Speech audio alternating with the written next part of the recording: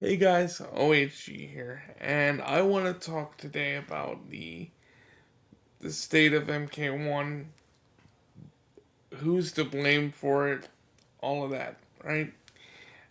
To find out why we're here, we need to go back a little bit to Cyberpunk 2077. Now, you may be wondering, well, what does Cyberpunk 2077 have to do with Mortal Kombat 1? And it's quite simple. The common denominator is it was published by WB Games. Um, I when Cyberpunk 2077 was announced, they announced it was going to be this big thing, big open world first person shooter with a living city with police that reacted just the way a normal policeman or woman would.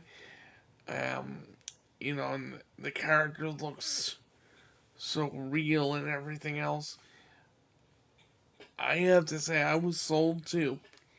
And I was sold because I believed in the work of CD Projekt Red, who had done The Witcher 3. And that's a game that I have purchased 3 times. And that game is so good that I have absolutely zero regrets in purchasing. Now, you know, when Cyberpunk first came out and we got it in our hands, it was bad. There were textures missing.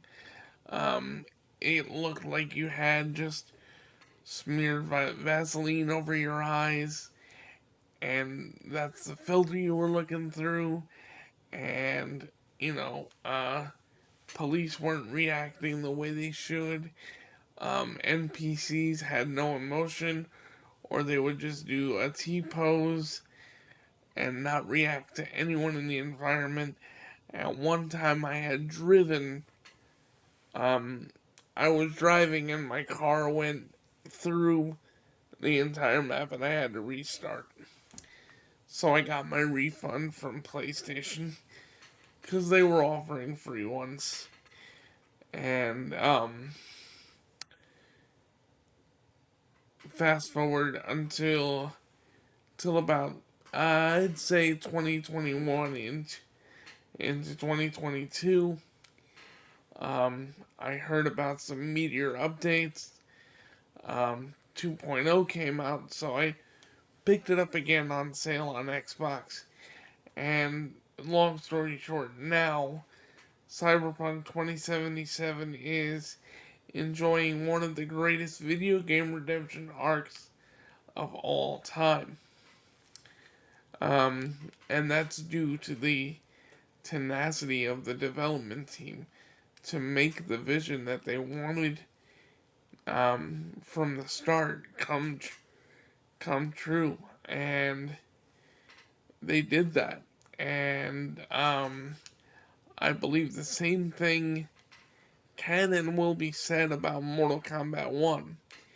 Um, WB Games, what they should have done is they should have banked on this game selling on its name alone and not worried about having all these microtransactions. Yes, of course, microtransactions are going to be part of every video game. That's the way video games are nowadays, whether we like it or not.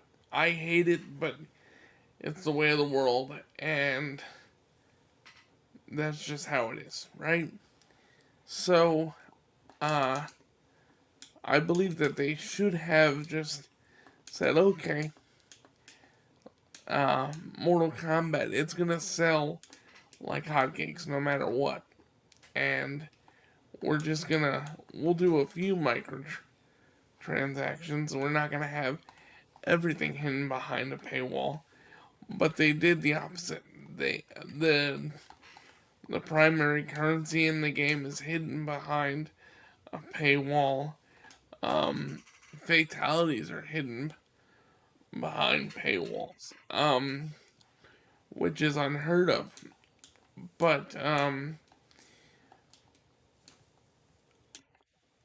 when you look at the Nintendo Switch version of this game, and this is where Cyberpunk 2077 comes into play here. When the Switch version came out in the state that it was in, I had done a video on it showcasing the funniest bugs and the most ludicrous bugs. Alright, and the textures were bad, fighters weren't showing emotion, heads were floating on brutalities. And so I decided to do a video.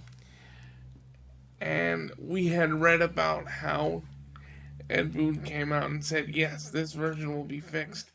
Now, the Nintendo Switch version is on update 1.09, and the game is in a far more playable state. Now, does it hold up to the Series X and PS5 versions? No, it doesn't, but it was never expected to. And if you did expect it to, you have a certain level of delusion about you. Because it's a next gen game on an aging piece of hardware. And to expect new gen quality from a last gen console it's not realistic. So, I believe the turning point in this game starts in February when we get Peacemaker. I believe crossplay will be out in February. I believe lobbies will be coming. And I do believe this game has a long, long life. Because I don't think they're ready to give up on this thing. They can't give up on this thing.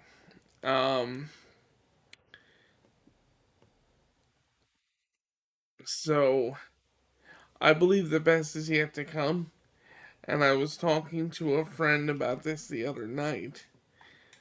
I believe MK1 will end up being one of the greatest games in the franchise. Why? It has the graphics of MK11. The graphics might even be a little bit better than MK11. And it also has the speed of Ultimate Mortal Kombat 3, which is my favorite MK video game of all time. And look, some may call me a shill, some may think I'm crazy, but you know what? That's the beauty of opinions. Let me know down in the comments below whether or not you think Mortal Kombat 1 is headed for a redemption thing, or whether or not you think I'm crazy. I'm open to either or. I'm also getting my ass kicked by General Shao here, but that's another story for another time, and also another story for another time.